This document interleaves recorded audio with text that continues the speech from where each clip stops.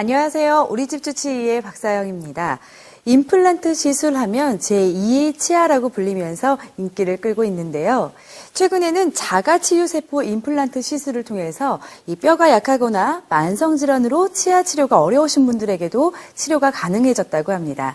오늘 우리 집 주치의에서는 이 블루밍 치과의 양윤석 원장님을 모시고 임플란트 시술에 대해서 좀 더 자세한 말씀 나눠보겠습니다. 원장님 안녕하세요. 네, 안녕하세요. 네, 요즘 임플란트 시술 많이들 하고 계십니다. 근데 종류도 많고 또 시술 방법도 다양해서 나에게 맞는 것을 정확히 찾는 것이 중요하다고들 하는데요. 먼저 임플란트 시술 어떤 치료인지 자세한 설명 부탁드립니다.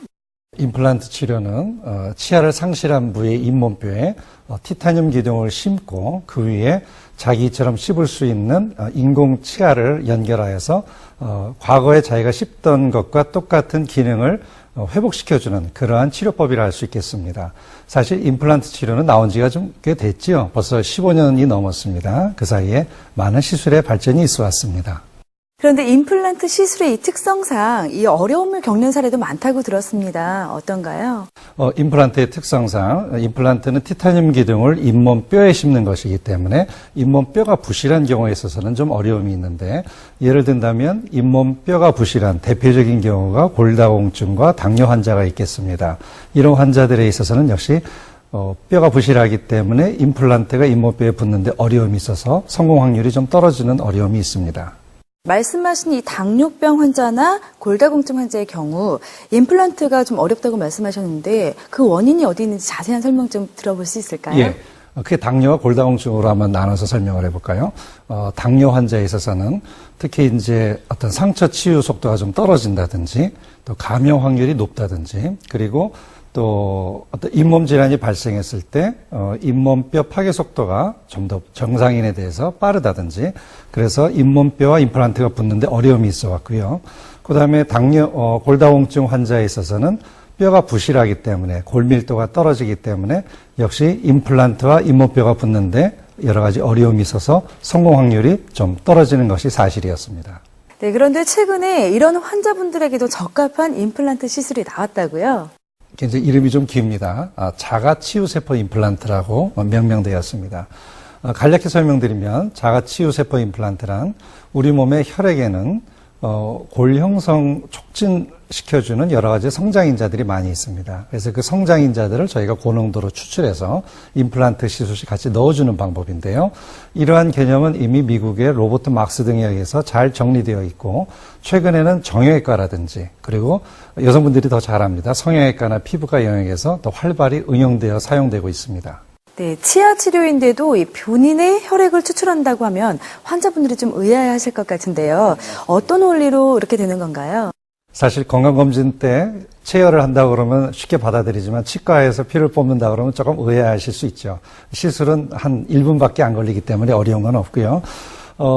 우리 몸의 혈액에는 적혈구와 혈장으로 이루어져 있고, 혈장에는 혈소판이 있습니다.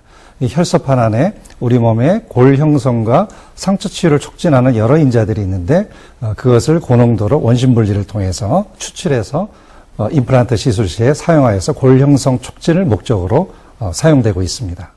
말씀해 주신 자가치유세포 임플란트 시술법이요, 사전에 치밀한 계획을 세워야 좀 더 큰 효과를 볼 수 있다고 하는데요. 저희가 시술 과정을 화면으로 담아왔습니다. 보시면서 자세한 설명 들어보도록 하겠습니다. 화면을 보시면 3차원 CT 촬영부터 시작됩니다. 이렇게 3차원 CT 검사 장비를 통해 정밀 검사를 시작하죠. 그 다음에 CT 촬영으로 임플란트가 이식될 부분의 잇몸뼈 상태와 위치, 그리고 임플란트가 심어질 각도를 측정합니다. 보시는 것처럼 환자의 혈액을 10cc 정도를 뽑아 자가치유세포 추출용으로 제작된 원심 분리기에 넣고 10분간 돌리게 됩니다. 다음 이렇게 노란색의 혈장만 분리하여서 이 노란색 혈장 가운데 성장인자들이 다량이 함유가 되어 있겠죠. 이것을 임플란트 심을 곳에 이식하는 것입니다. 물론 뼈 이식을 하는 경우 인공뼈와 같이 섞어서 사용하면 효과가 증대됩니다. 정말 당뇨병이나 이 골다공증 환자분들에게는 희소식이 아닐 수 없겠는데요. 이 자가치유세포 임플란트만의 장점이 있다면 어떤 것들이 있을까요? 우선 환자분들에게 있어서 뭐니 해도 제일 중요한 것은 덜 아프고 덜 붓는 게 가장 중요합니다. 이 환자분들에 있어서 가장 큰 장점은 좀 덜 붓고 덜 아프다는 것에 큰 장점이 있다고 볼 수 있겠습니다. 그 다음에는 볼 형성 촉진 인자를 넣어주는 것이기 때문에 임플란트와 잇몸뼈가 빨리 붙습니다. 그래서 결과적으로 전체적인 치료 기간의 단축 효과를 얻을 수가 있고요. 마지막으로는 우리 몸에서 추출되는 것이기 때문에 어떠한 부작용이나 이물 반응이 없는 이러한 것이 가장 큰 장점이라고 할 수 있겠습니다. 그렇다면 시술 전에도 주의해야 할 점이 있을 것 같은데요. 어떤가요? 간혹 가다가 환자분들 중에 자기 피를 맑게 할 목적으로 여러 가지 당뇨라든지 맑게 할 목적으로 아스피린을 장기 복용 중인 분들이 계세요. 그런 분들은 혈액 응고에 문제가 생기기 때문에 적어도 5일 전부터는 아스피린 복용을 중지하셔야 합니다. 또 시술 후의 관리법이 또 중요할 것 같은데요. 이것만은 꼭 지켜야 된다라는 주의사항이 있을까요? 자기 몸에 좋은 세포를 추출해서 넣는 것이기 때문에 거부 반응이나 이물 반응이 없어서 특별히 주의하실 것은 없습니다. 다만 임플란트를 심었지만 팔에서 체열을 한 것이기 때문에 그럴 경우는 없겠지만 바로 사우나를 가신다든지 그럼 팔이 붓겠죠. 그런 드문 예를 제외하고서는 특별히 주의하실 것은 없습니다. 실제로 자가치유세포 임플란트 시술법을 시술받으신 환자분을 저희가 만나고 왔습니다. 화면으로 함께 보시죠. 일반 틀니를 했을 때는 아픈 것이 통증이나 이런 것 부작용이 많이 있었어요. 근데 이 임플란트를 하고 나서는 그런 것이 없습니다. 붓거나 또 아프거나 통증이나 이런 것이 없어서 내 이빨같이 아주 편하게 생활할 수가 있습니다. 끝으로 이 자가치유세포 임플란트를 생각하고 계신 분들에게 당부의 한 말씀 부탁드립니다.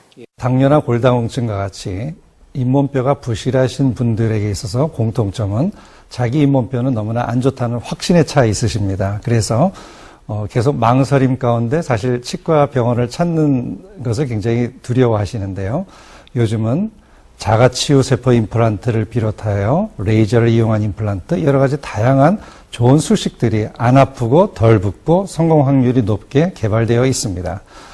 그런데도 불구하고 계속 방치하게 되면 잇몸뼈는 그 사이에 더욱더 소실되고 나빠지기 때문에 나중에 결국 치과를 찾는다 하더라도 기다린 만큼의 세월 만큼의 손해를 보시게 되는 것 같습니다. 오늘이라도 치과병원을 방문하여서 진단을 받아보시는 것을 권하고 싶습니다. 네, 오늘은 당뇨와 이 골다공증 환자에게 적합한 자가치유세포 임플란트 시술에 대해서 알아봤는데요. 치과치료 역시 이 시기가 중요하다는 말씀 꼭 기억하시기 바랍니다.